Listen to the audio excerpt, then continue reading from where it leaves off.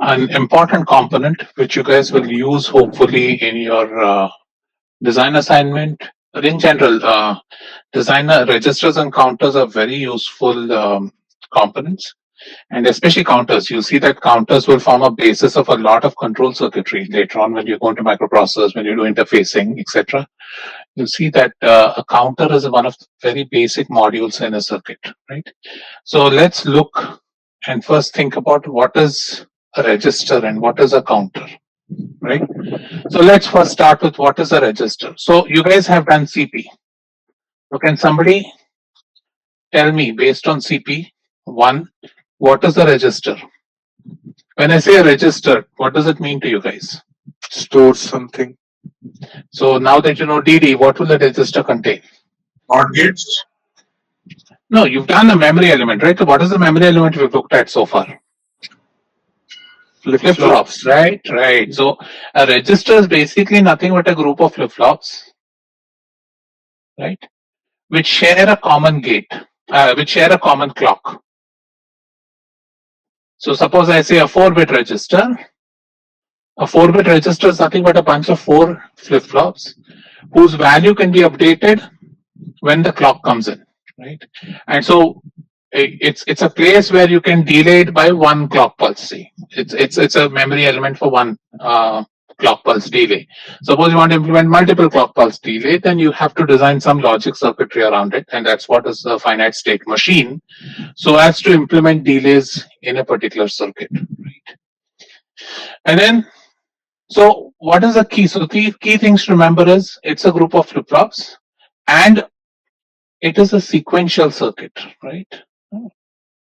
So that sequential is important and a common clock is important. So when we start drawing block diagrams of registers, you'll see that you'll have multiple flip-flops connected to the same clock, and you'll have to design some logic circuitry along with that when you want to implement a particular component. How about counter? What is a counter? Suppose I gave you what will the state diagram of a counter be? Suppose I'm saying I'm designing a 4-bit counter. Can anybody tell me what the state diagram will look like of a 4-bit counter? Or a 3-bit? Let's take a 2-bit counter. Let's keep it simple. Suppose I have a 2-bit counter. How will the state diagram look like? I'm telling you design a 2-bit counter as a Moore machine. We'll go from 0 0 to 0 1, then 1 0, then we'll come back to 0 0. Correct. So if I'm designing a 2-bit counter, my 2-bit counter state machine should look something like this, right? So now I can say that count only when I give some signal 1, otherwise remain in the same state. So I can design a counter which does this, right? So this is a counter which counts or which gives an output of decimal equivalent of. So if you look at this circuit, this is going to give you the output 0 0 0 1 1 0 1 1 back to 0 0, right? So every time a clock comes in, its output is going to change, provided the input that I've given here stays high. If at any point, suppose I pull the input, I make the input low, then the counter will stop counting, right? So this is an example of a counter. I can also design a counter where I don't have any inputs. Then that means that as soon as I send in the clock, independent of whether the input is a 0 or 1, it will keep flipping across these states, right? And so this is a 2-bit counter which is counting from 0 to 3. Similarly, if I talk about a 4-bit counter, how many states will it have? If I'm designing a 4-bit binary counter, how many states will it have? 16. Good. If I'm designing a BCD counter, how many states will it have? 9 or 10? 10, right? BCD numbers are 0 to 9. So it will have 10 states. Okay, good. So again, remember, a counter is nothing but a register. Only thing is that it's a register whose values keep changing at every clock. So a register on one hand, the way you want to design a register is normally a register stores information, whereas a counter is like a register. Only thing a counter does is it updates the value every time a clock comes in. Okay. So let's now let's start with discussing registers first. So let's look at a very simple register. So what I want to do in this register is, I want this register about the top level band diagram, not band diagram, sorry, block diagram.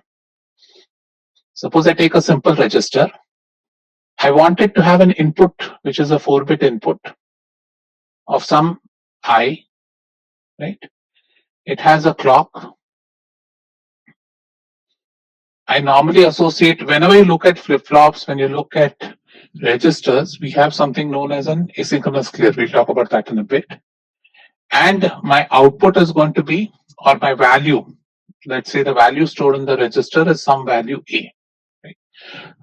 This is going to be a 4-bit value also. So what I want to do is, basically every time a clock comes in, I want to ensure that whatever is on the input line gets written into the register. Right? Now what is this clear doing? So when I draw a symbol like this, what does it mean? When I draw a symbol which has a bubble here, what is the clear function? Clear is active low, correct? So which means that, so typically you'll see that when we do sequential design, you'll have something known as clear, you'll have something known as reset. Such symbols will be used, and they are generally what we call them as asynchronous resets, right?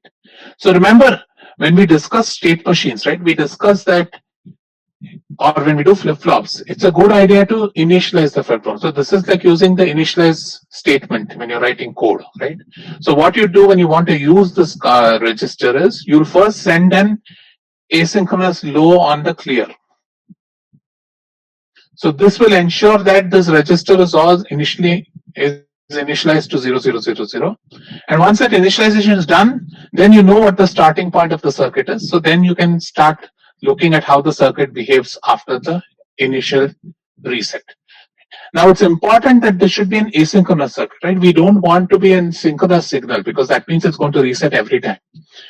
So generally when we design these circuits, we will design this clear to be an asynchronous signal. What does asynchronous mean? Asynchronous means that it does not change with the clock, right? And we use this asynchronous, so we will do it as an initialize step, initialize the circuit and then let it rip, right? Okay, so what I want to do here is, so if I want to define my truth table, I want to say that at every clock, so this is a triangle without a bubble, right? So at every rising edge of the clock, my A is equal to I, or rather if I talk in terms of binary numbers. So how would I design this circuit? So this is what we want to design. So how would you go about designing the circuit? Right, and Avi, why would you use a D flip-flop? What is the advantage of the D flip-flop? Correct, transparency, right?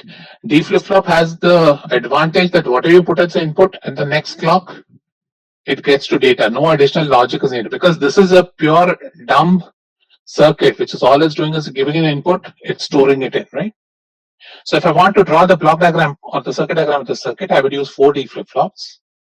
So I would design this like this. So these are my 4 flip-flops which are storing my states. So remember DQ, DQ, DQ, and DQ, right? Now all these clocks, I told you, when you think about a register, remember, it is a bunch of flip-flops sharing the same clock. Right? So we will short all the clocks. When you short signals again, ensure you draw these. I saw a lot of people in their answers for test 2 had not drawn these connections explicitly. Please get into the habit of doing that, right? Again, D flip-flop will have a reset signal. So I will use the reset again and short all those.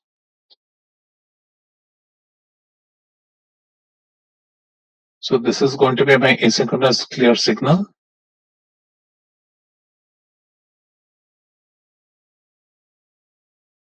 Right. Now what I want to do is, so this is going to be A3, say, this is A2, this is A1, and this is A0, right? And so I will send in my I3 to the input.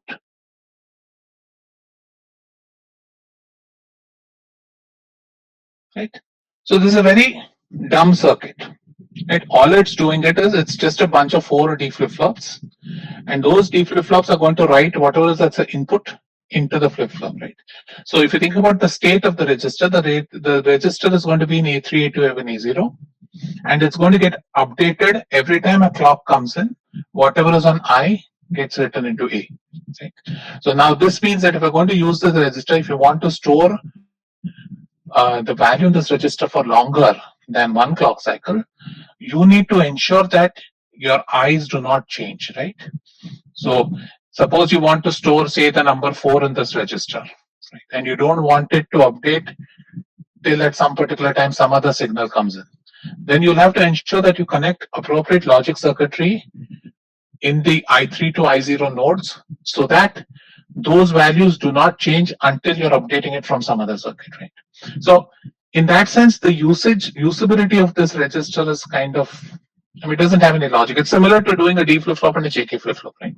Certain times JK flip-flop is easier to design with just because it has more options available for the designer, whereas a D flip-flop is a very simple flip-flop, right? So similarly here, this is the simplest register. All it does is dumbly stores what is in. So now let's look at another register. So we call that, it's a register with a parallel load. So what it means is that I have, let's draw the top level block diagram, and then we can think about how the circuit looks like. So this is a top level block diagram of this circuit. It has an input line of 4 bits. Let's say I. 4 bits is output, right? It has a clock.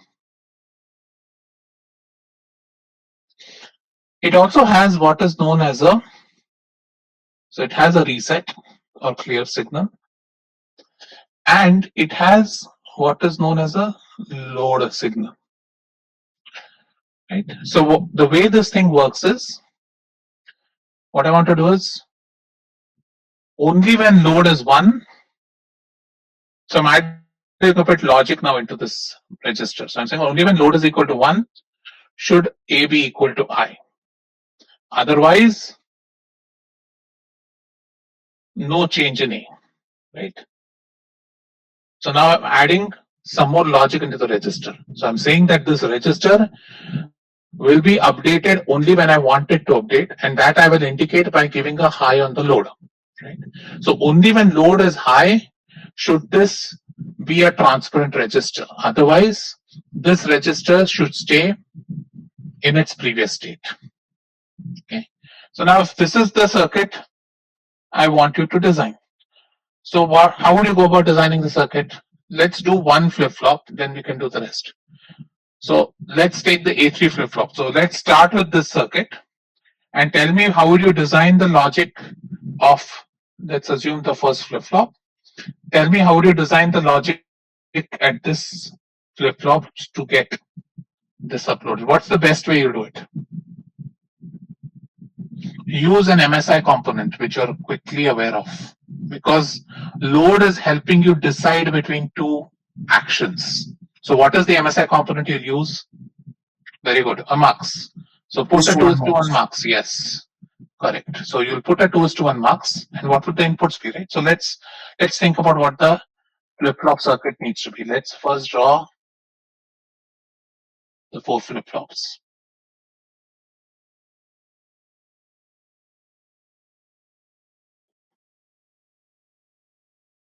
And each flip-flop will have a mux at the beginning or at the input.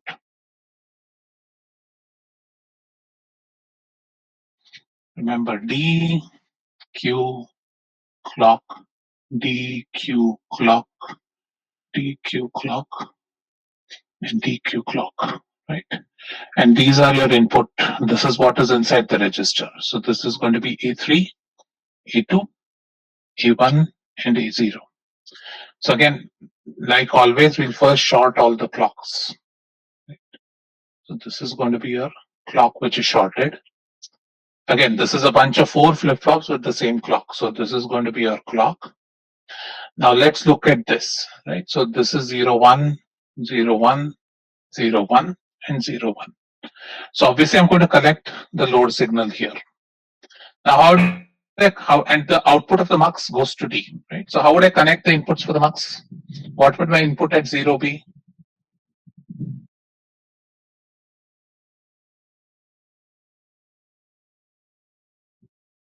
Right. So the input at 0 would be A3. So I would do this, right?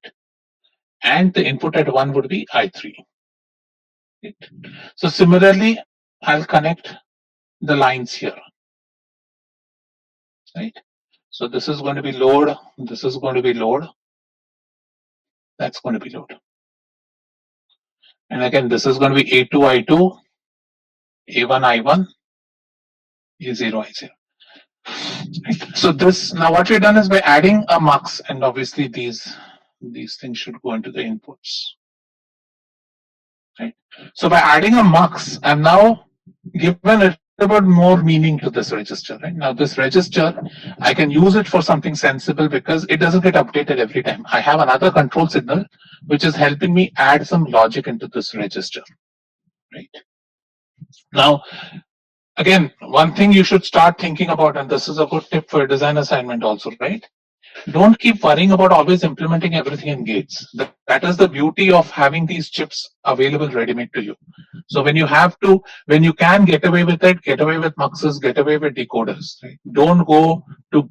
So gate level design is important only when you're doing integrated circuits. When you're doing a CMOS ASIC or a CMOS SoC, then gate level design it becomes important because there you're optimizing an entire circuit.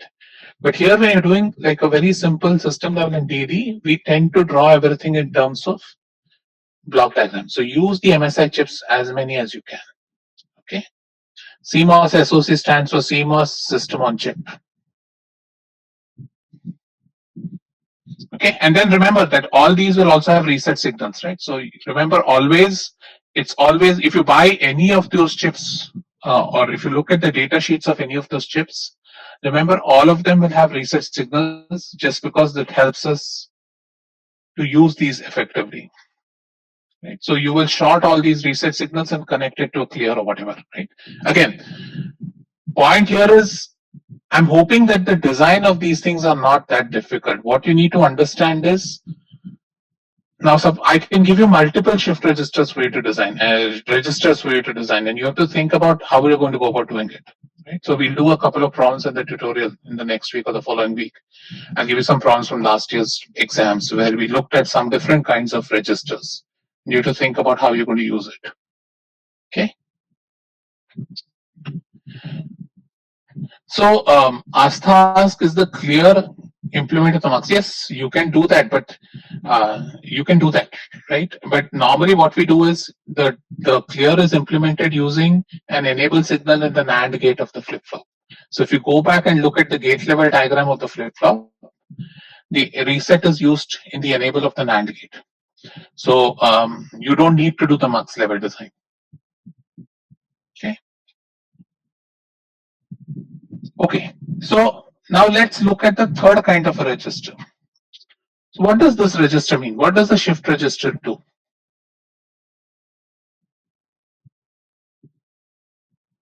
You guys have done this in CP again, right? When you did arrays. So what does the shift register do? Shift a bit, correct? So the way a shift register works is a shift register allows you to got it. Let's take our 4-bit, right? So every time a clock comes in, whatever, suppose I write 1011, right? Whatever is in this bit goes here, what is here goes here, what is here goes here. Now, depending on the design of this shift register, what is here goes out, right? And an input comes in. So a shift register by definition is a serial block. So previously what we saw was a register which had a 4-bit input and a 4-bit output, right? So it had a word as an input and a word as an output. Here generally when we talk about shift registers, we talk about a serial input and a serial output. Now this is kind of the crux of shift registers is that this helps with hardware because again, if you remember, go back, we'll look at an example in a couple of minutes, but this kind of helps you design circuits because you use a bitwise operation. So anytime you want to implement logic, which is a bitwise, when you can think of it as a bitwise implementation, then a shift register helps you because that way you operate on every couple of bits using the same amount of hardware, right? Exactly, it's like a queue if you want to think. So the shift register is a way by which anytime you do any bitwise logic, you will invoke a shift register because it will help you save power and save hardware. Only drawback is going to be it is generally a slower process, a serial process.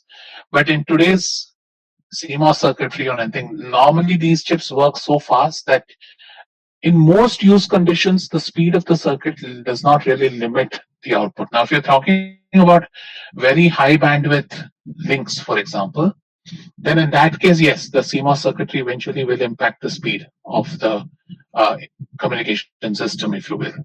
But generally, you see that for most day-to-day applications, the speed of the circuit is fast enough that other things impact the speed, and it's not so much the transistor speed.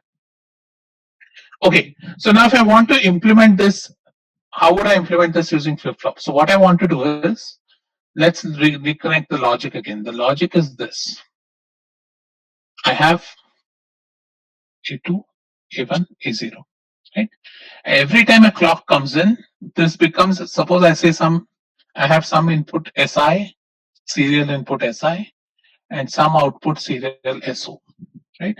So SI is my serial input, SO is my serial output. So every time a clock comes in, I want A2 to be equal to A3, A1 to be equal to A2, right? A0 to be equal to A1, SI to be equal to A3, sorry, other way around. A3 to be SI, right? And SO to be equal to A0. That is, this is a shift register which is operating from A3 to A0, from MSB to LSB, right? So what it's doing is every time a clock comes in, it is pushing. It is taking an input at the input side and pushing one bit output at the output side, right? Right, correct. Tahir. So how, the way you would connect this is very simple, right? You just connect 4 D flip-flops. Let me draw it down here. Okay, let's draw it down here. Remember, the data has to shift, right? We're shifting this data.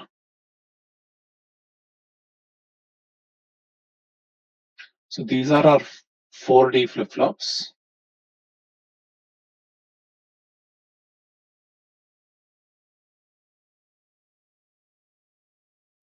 These are all our reset signals. So reset or clear or whatever you have it, right? Depending on what the D flip-flop calls it. So this is your initial reset condition. So let's call it clear. My clock is again going to be shared.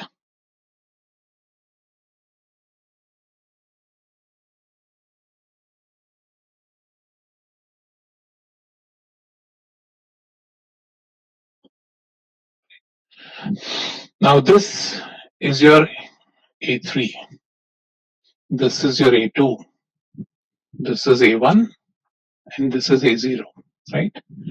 And what we want to do is every time clock comes in, you want A3 to go into A2, right? So we will do this. And that again, the D flip-flop, because of its transparency, allows us to very quickly implement things like this. The input to the D, to the first flip-flop is going to be your serial input and the output is going to be serial output, right? So this is how you would implement a very simple, very basic shift register, right? And so what it's going to do is every time the clock comes in, it is going to keep shifting data out. And so you're essentially converting,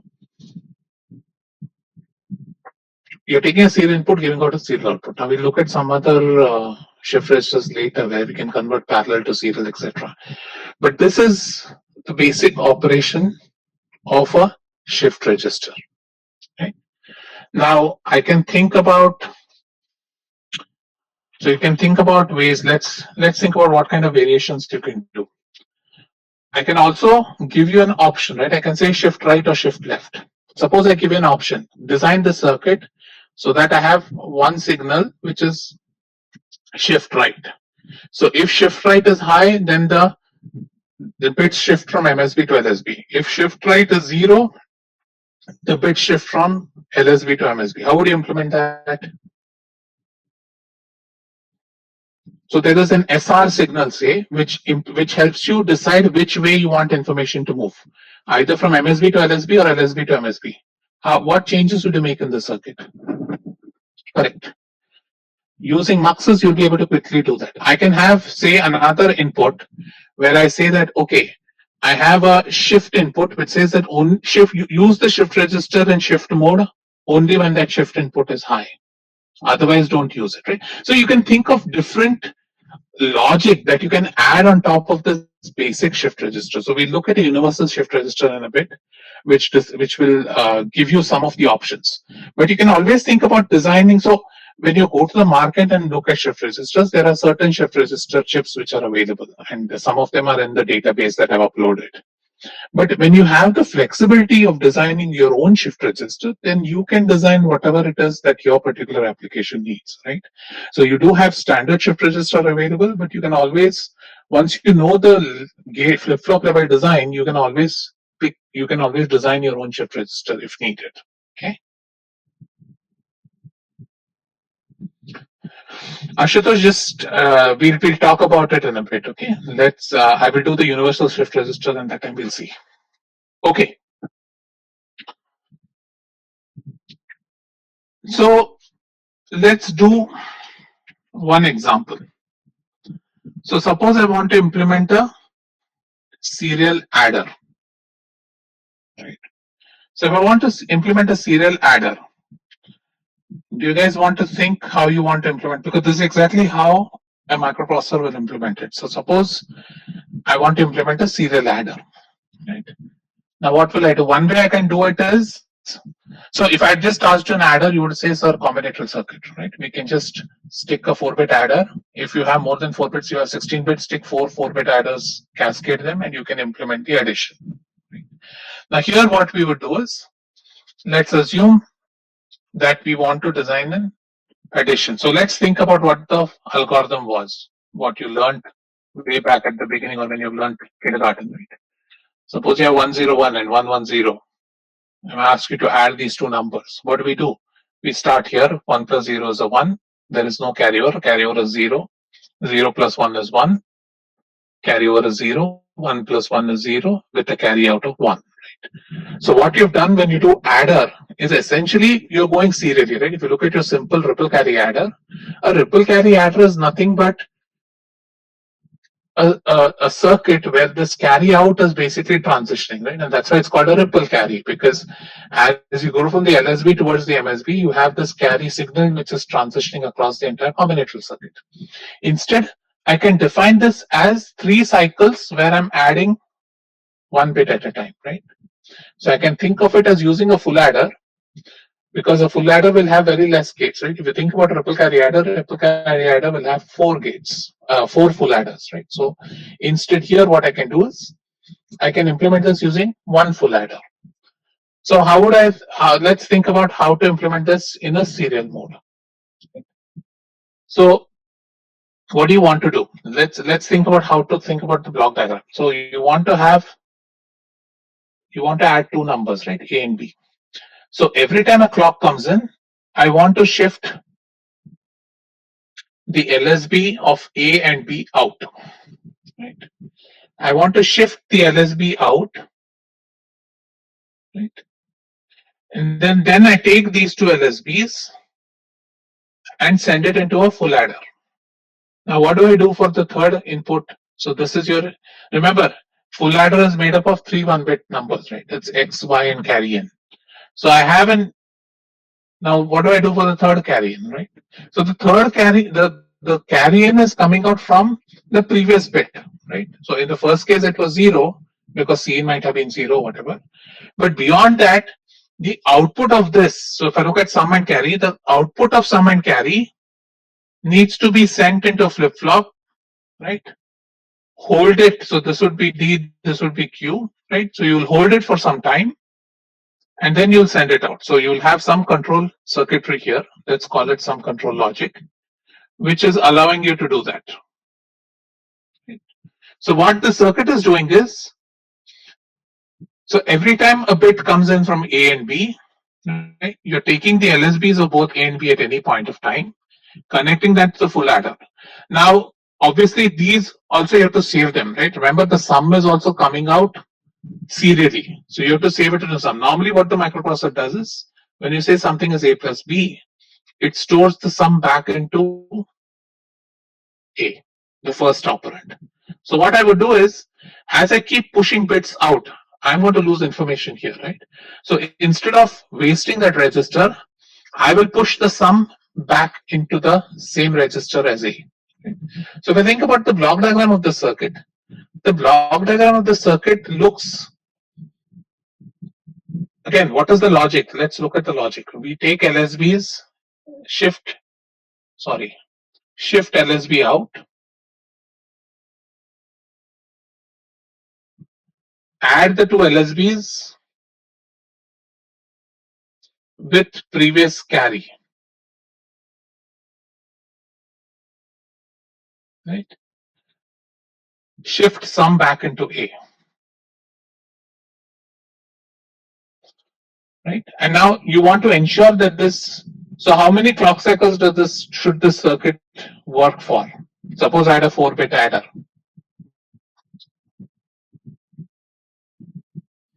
Suppose I'm implementing a 4-bit adder, this should work for 4 clock cycles, right? So which means that you need to also design control circuitry such that after 4 clock cycles, I should shut down this process, right? Otherwise, you're going to keep adding S into B and creating a mess of things. Right? Now it can so happen that you can say, okay, I'm going to shift in zeros after LSB. So eventually I'm adding sum to 0, but you will lose some, right? If you keep the shift process continuing, eventually you will end up wasting power or losing some. Right? And so when you implement circuits like this, it also becomes important that you have to really count how many clock pulses. Now in this case, it's very critical for you to know that I should have an enable for this entire circuit, and that enable should disable the circuit the minute I've generated sum. Right? The minute I've generated the 4-bit sum and the carry out, I should have a control signal coming out saying that, okay, I'm done. Right? So one thing I can do is, if I know that this is a 4-bit adder, what is the quick way to generate a clock pulse which has only, how would you do it? Suppose I say that this is a 4-bit adder, how do you shut the signal off after 4 clock cycles? How would you design the FSM?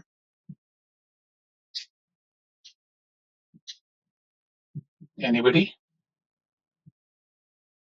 Correct, Ramanathan is correct, right? Use a counter. What is the counter doing? Counter is counting, right? So once you'll see that, okay, if the counter goes through one cycle, say I set up like a 4-bit, 2-bit counter, right? A 2-bit counter will give me 4 states. So I can use a counter. Again, I'm not going to give you all that circuit design. We look at it later once you finish counters. But I want you to get into this thought process that you're now going to use a counter to keep track of operations that are happening in the digital system, right? So that's where counters are very powerful. Because anytime you want to implement a sequential circuit, it's the counter which is keeping track of, okay, where are you? In which state are you? Ashutosh, good question. I'll give that question to you in the tutorial. What happens in overflow? It's a good question. These are questions you should start thinking.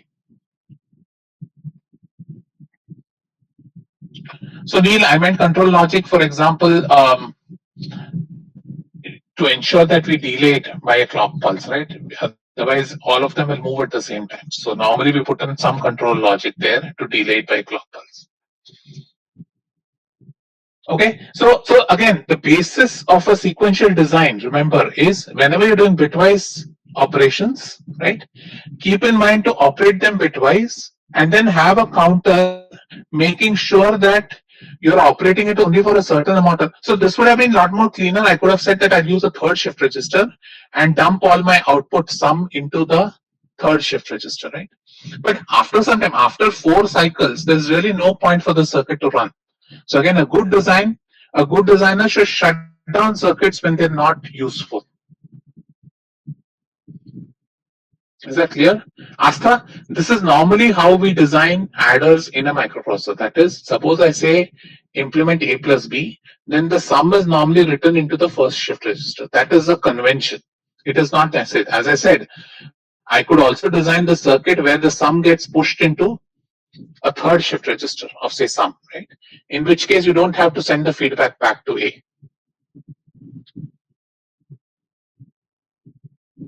Others do the. So you guys, by the way, in the tutorial there is a serial complementer, right? Do the serial complementer, and then once you finish that, attempt the circuit and tell me what is the logic you need. Do you need any logic here or not? I put in a very generic block there. You guys do that and tell me. We'll discuss that on Friday. So finish the sequential two's complementer that is in your tute. I hope you guys have attempted the tute at least. Okay. So let's talk about another shift register. And this is something which is available in the lab. If you're again on campus, you would have used this quite a bit, right? So let's talk about what a universal shift register is. The universal shift register, if I look at the top level block diagram, looks something like this.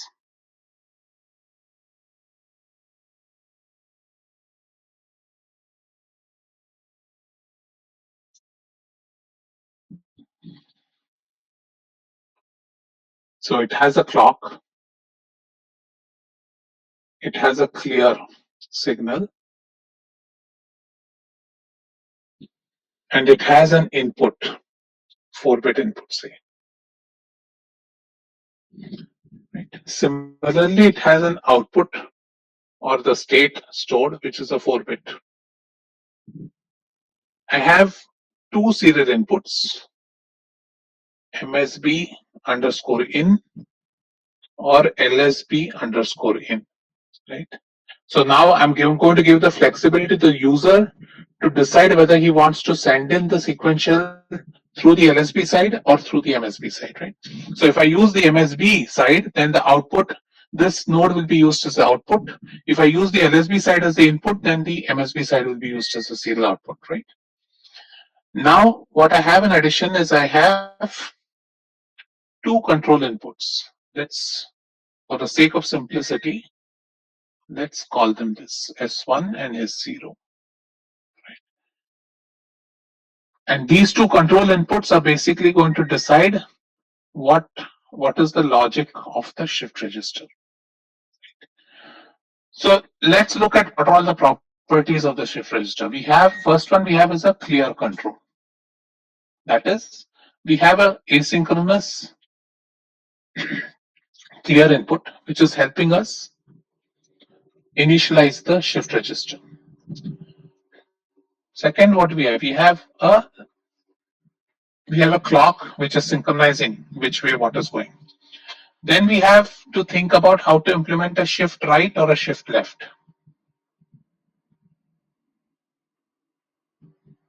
Right.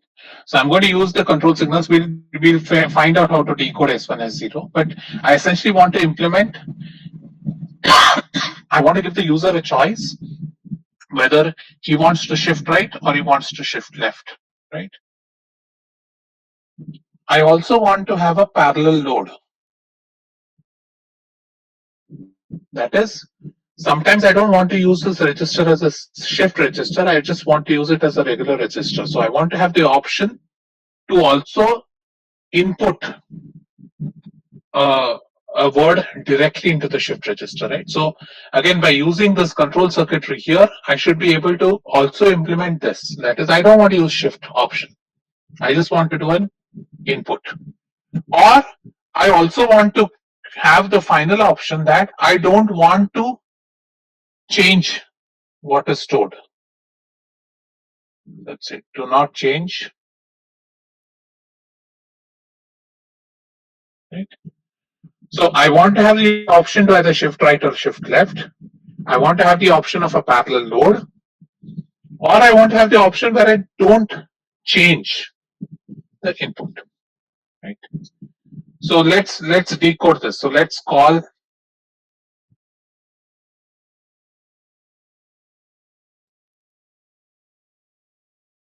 so S1 S0. So I have 4 values. So I want to say when it's 0 0, don't change the input, don't change the value of the shift register. When it is 0 1, I want it to shift right. So it's a shift register shifting right. When I want 1 0, it shifts left. And when it's 1, 1, I want to do a parallel load. So take 2 minutes and tell me how would you design. So let me look at a few questions. So Nishant asks, I didn't get what MSB and LSB doing. Remember, this is a 4-bit shift register. Let's assume this is a 4-bit shift register, right? Which means that it has 4 bits, na? And so what I'm saying is A3 is your MSB, A0 is your LSB. So I'm saying I want to give the option of either shifting it this way. That is, my input is an MSB. So every time the input comes, that becomes the new MSB, and the current MSB becomes the next important MSB. Right? Either that, or I can have the option of shifting from the other side, where I shift from the LSB side. So Nishant, control is doing the same thing. You're basically using the control. So this is your serial input output. You can call them as serial input output or serial input output, right? Depending on which mode you're using, one of them becomes the input, one of them becomes the output. Correct, Ramanathan. So you're right. You'll basically use a 4:1 mark. So what would the inputs be? Let's quickly do that. So let's assume we have 4 flip-flops. So let's do the first flip-flop, A3 flip-flop, then you guys can repeat it. So this is A3. This is your clock. And this is your reset. So as Ramanathan suggested, let's use the 4:1 marks. So it has 2 select inputs, S1, S0.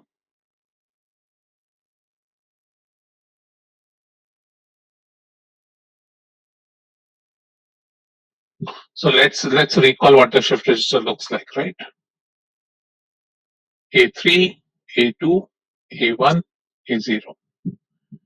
So what is the input at the 0?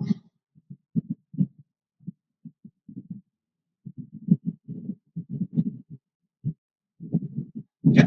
Input at 0 is, let's recall, what's happening at 0, 0, there's no change, right? Which means that when S1 and S2 are both 0, I want this input to be A3. What about 1?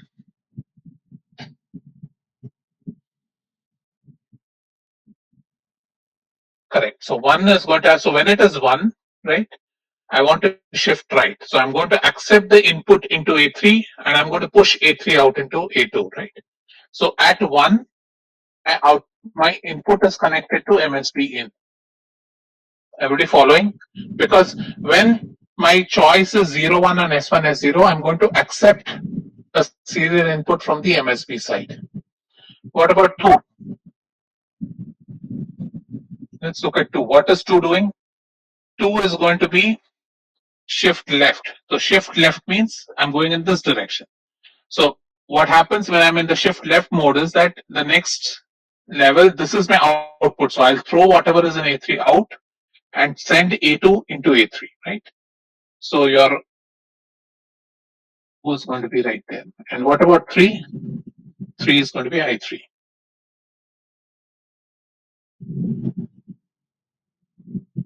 Everybody following this?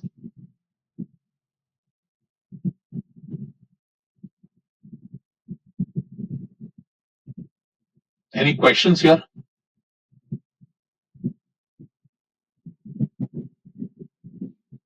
Yeah. So again, so remember that similarly, if you look at the flip-flop for A0, A0 is going to have the LSB in. Why was 2 kept at A2? What is 2? 2 is saying that at 2, I want it to shift left, right? Which means that it should move in this direction from A0 towards A3. So when the clock comes in, whatever is in A2 should be written into A3. And therefore, when it's in the shift left mode, the next value of A3 should be the value of A2. And so hence the input to the D flip-flop should be A2. Yes, so parallel load is 1, 1, right? Which is the input 3.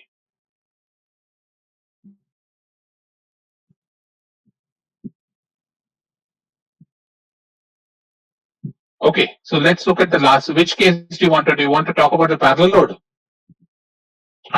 So let's look at parallel load. When parallel load, what happens in parallel load? Sorry, I made a mistake. My bad. Sorry, sir. It should be 1-1. Is that clear now? Sorry. Right. So when it is 1-1, when S1 and S0 are both 1-1, then I want whatever is on I, the word on I to be written into the shift register, right? So when my S1, S0, 1-1, I'm going to be at input 3. So I'll select input 3 into D. Right. So when I'm in the parallel mode operation of this register, I want whatever as the input to be written into the shift register, right? And so therefore I'm connecting the I3 to the third input of the mux. So then that will be selected when S1, S0 is 1-1, and at that point, whatever is at the input of the shift register will be written into the shift register.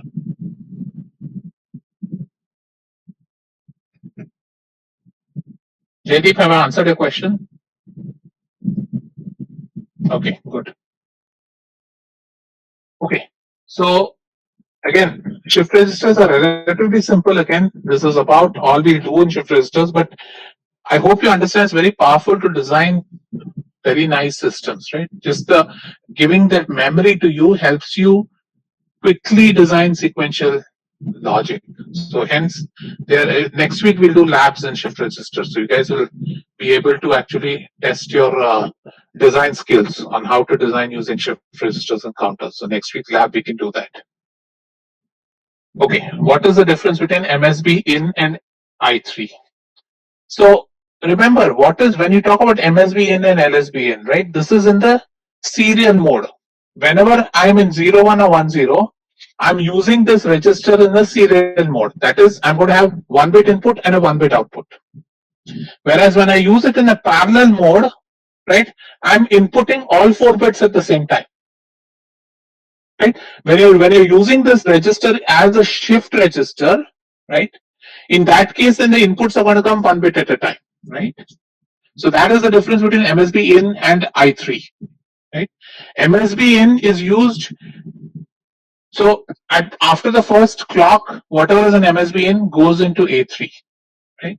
What was in A3 goes into A2. What was in A2 goes into A1. What was in A1 goes into A0. What was in A0 comes out at LSB in. Right? Now, if you don't know how to use this output, then you're going to lose that data. Right? Is that clear, Saksham? Yeah. Okay. So let me quickly, I will stop here. Let me quickly talk about what a counter is, and then we'll stop there. So again, as we looked at initially, counter is just a way by which the output changes at every clock pulse, right? And so when you do, and normally when I say counter, you assume it's 0, 1, 2, 3, but you can always design circuits which don't need to count. You can think of counters which count backwards. You can think of counters which count in multiples of 2, multiples of 3, multiples of 5, whatever, right? Depending on what your system needs are. So whenever we think of counters, we normally think of 2 types of counters. One is known as a ripple counter,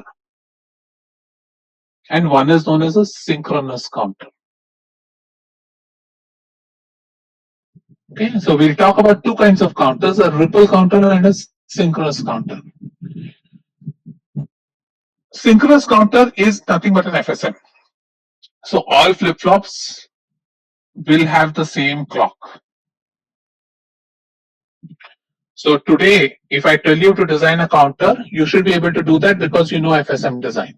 Right? As we discussed in the beginning of this lecture, you know the state diagram of a counter. Once you know the state diagram, then from that you can get your states, minimize the states, code the states up, and then you get a counter, right? So you should be able to design any counter in a synchronous fashion. Now, the ripple counter, and we'll start with that in the next class, is that here flip-flop outputs are given as clock. So it is a tricky design strategy where here we don't really use the same clock in all 4 flip-flops or all 8 flip-flops. We'll instead use the outputs of flip-flops as clocks. And we'll see that that gives us a very simple circuit. So the advantage of the ripple is it's a very simple circuit, but it has what are known as hazards, or it has what are known as so hazards are something where suppose there is a mismatch in signals, then there is a likelihood that that circuit will not work. Whereas a synchronous counter is your safe vanilla circuit, right? So that is always going to count. You can design it such that it is very reliable. Ripple counters have what are known as hazards and race conditions, which will end up creating some issues if you're not careful about the design. So we'll look into all this in the next class, but just keep in mind. So we'll begin with ripple counters. Okay. So with that, I'll stop and I'll take any questions you guys might have.